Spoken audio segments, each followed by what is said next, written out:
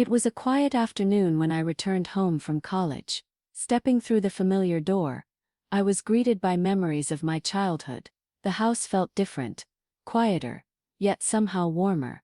My 19-year-old stepbrother, Ryan, greeted me with a casual smile. He looked taller and more mature than I remembered. "Hey," he said, tossing a soccer ball from one hand to the other. "Hey," I replied, surprised by how much he had changed. Our parents had left earlier that morning for a weekend trip, leaving just the two of us alone in the house. We hadn't been particularly close growing up.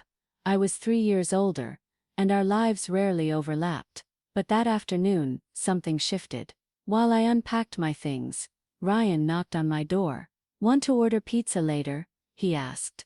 I agreed, and soon we were sitting in the living room, sharing slices and flipping through TV channels.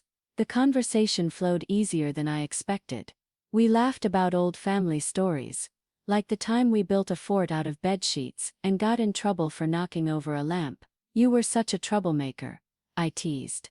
"And you were bossy," he shot back with a grin. The banter felt natural, as if those childhood memories had never faded. Later that evening, I found Ryan in the kitchen, washing dishes. "I've got it," I said, stepping in beside him.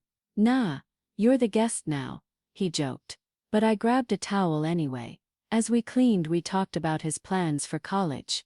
He spoke passionately about his dream of becoming an engineer, designing things that could change lives. His passion surprised me. "I never knew you were so ambitious," I said. He shrugged. "Guess you were always too busy to notice." The comment stung, but not in a harsh way, more like a gentle reminder that I'd overlooked how much he had grown. The next day I woke to find Ryan outside, working on his car. His sleeves were rolled up, and his hands were covered in grease. He was focused, determined. I stood at the window for a moment, surprised by how capable he seemed. "You just going to stare?" he called out when he noticed me. I laughed and joined him. For the next hour, he explained how the engine worked, showing me parts I didn't understand. I nodded along, impressed by how patient he was. That evening, a storm rolled in, knocking out the power. We lit candles and played cards at the kitchen table. Rain tapped against the windows, and the warm glow of the candles made the room feel safe. "I'm glad you're here," Ryan said suddenly, his voice softer than usual. "Me too," I admitted. For the first time in years, I felt like I truly knew him. Not just as my stepbrother, but as someone who cared, who listened, who had grown into a person I genuinely admired. The silence that followed wasn't awkward, it was comfortable. As the storm rumbled outside, I realized how grateful I was for this unexpected chance to reconnect. "Since when do you cook?" I asked, grabbing a plate. "Since someone had to," he said with a shrug. "Figured I'd get good at it." We ate together, and for once it didn't feel like small talk. Ryan asked me about my plans, what I wanted to do now that I was out of college. I admitted I wasn't sure yet. I'd spent so much time chasing a degree that I hadn't figured out what came next.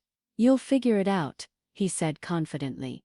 "You've always been stubborn enough to make things happen." His words stuck with me, and I realized how much he believed in me, maybe more than I believed in myself. Later that afternoon, we tackled some chores together. Ryan insisted on doing most of the work, but I stayed nearby, finding comfort in the easy rhythm we built. Somewhere between folding laundry and cleaning the patio, we ended up talking about relationships. "You still with that guy?" Ryan asked tearfully. I shook my head. "Didn't work out." He didn't ask for details, but I could tell he wanted to. Instead he just nodded. "His loss," he said. And for some reason that meant more to me than any advice could have. That evening we ended up watching a movie, one of those old action films our dad always loved. I noticed Ryan stealing glances at me throughout, like he had something on his mind. When the credits rolled, he finally spoke. "I remember when you left for college," he said quietly. I don't know, I guess I thought you'd forget about me." I looked at him, surprised. "Forget about you? You were always busy," he said. "Friends, classes, I figured you'd move on and we'd just drift." I felt a pang of guilt. I'd never thought about it like that. I'd been so caught up in my own world that I hadn't realized how much distance had grown between us. I didn't forget, I said. I guess I didn't know how to stay close. He smiled a little. Well, you're here now. It was such a simple thing to say, but it felt important, like no matter what had happened before, he still believed in us, in the bond we'd always had. Later that night, I found a note on my desk. It was from Ryan.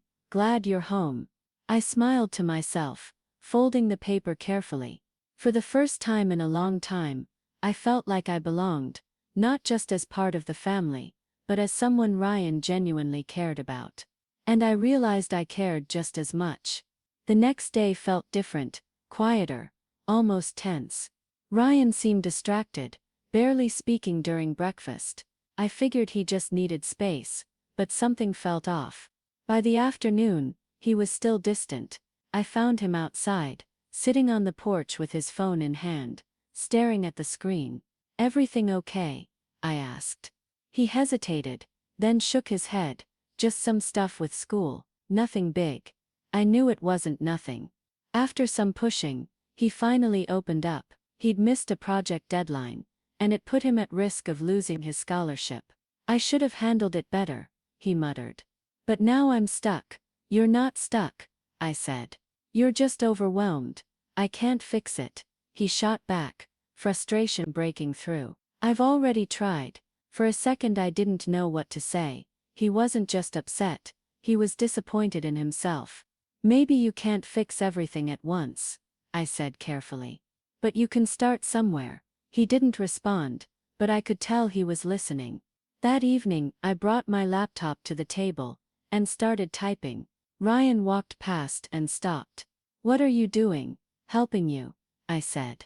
If you're going to give up, at least let me try first. He didn't argue.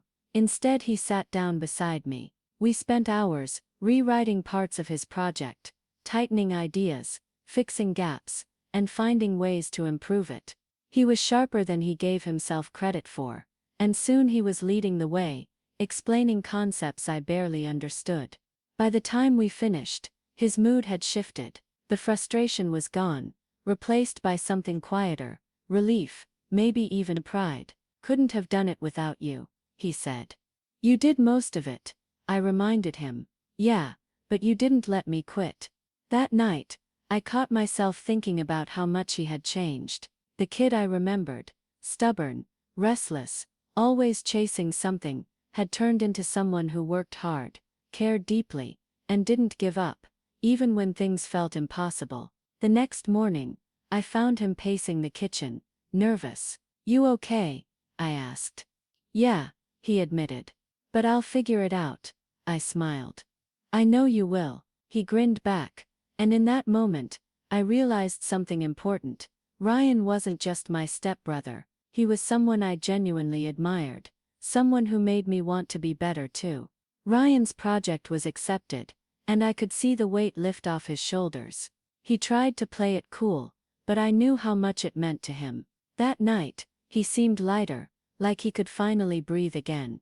I owe you, he said. You don't, I replied. You just needed someone to remind you what you're capable of. For the rest of the evening, things felt normal again, relaxed, easy. I thought whatever tension had been there was gone, but I was wrong. The next morning, I found Ryan unusually quiet again. He barely spoke during breakfast, just stirring his cereal in circles. When I asked if something was wrong, he brushed it off. It's nothing, he muttered. But later, when I walked past his room, I overheard him on the phone. I don't know, he said. It's complicated. I didn't ask what he meant, but I couldn't shake the feeling that it had something to do with me. That evening, we sat on the couch watching TV, but the air felt heavy. I finally turned to him. Did I do something? He blinked, caught off guard. What? You've been weird all day. You didn't, he cut in quickly. Then he paused, like he wasn't sure what to say next. I guess I just didn't expect this. Expect what? This, he said, gesturing vaguely. Us hanging out, talking, actually getting along. I almost laughed, but he wasn't joking. I didn't either, I admitted. But I'm glad we did. His expression softened, and for a second it felt like something unspoken hung between us, something neither of us wanted to say out loud. You're leaving soon, right? He asked. Yeah, I said quietly. In a few days. He nodded slowly, like he was still processing it. I know we didn't always get along, I said. But I'm proud of you, Ryan. He looked at me, surprised. Really? Yeah, I said. You've changed a lot in a good way. For a moment he didn't answer.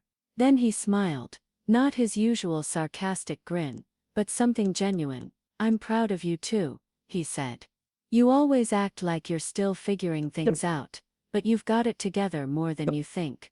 The words caught me off guard, but I believed him. The day I left, Ryan walked me to my car. He stood there awkwardly, shifting his weight, like he wanted to say something more.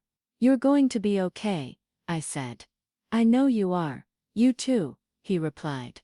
Before I could get in, he reached out and hugged me, quick, almost hesitant. Don't wait so long to visit next time, he muttered. I smiled.